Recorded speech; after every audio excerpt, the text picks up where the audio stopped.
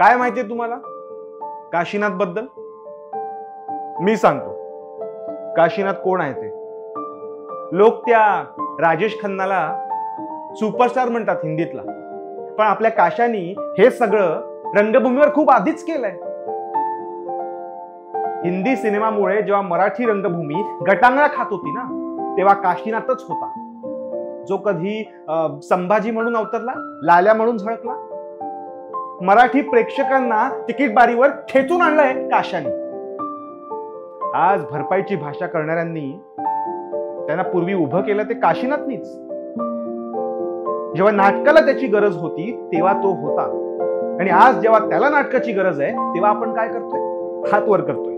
वा, आनंदी गोपाळचं 30% बुकिंग आहे. बघा, राखेतून उठून ठिणगीसारखा पेटून आग लावेल तो. एक संधी देऊन तर बघा. पण रंगभूमी बद्दल काही आदर. हे बघा, एक मिनिट. आदर आणि लोकप्रियता या दोन खूप वेगळ्या गोष्टी आहेत. त्यांना एकत्र करू नका तुम्ही.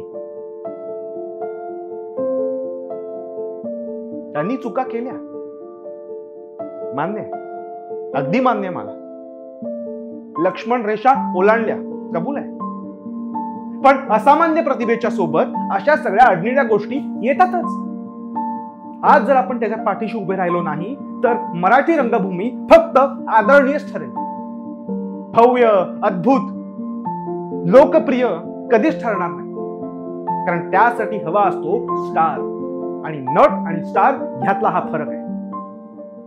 मी प्रभाकर पणशीकर आज सगळ्यांसमोर जाहीरपणे सांगतो की मी आणि माझी संस्था काशीनाथच्या पाठीमागे खंबीरपणे उभे होतो.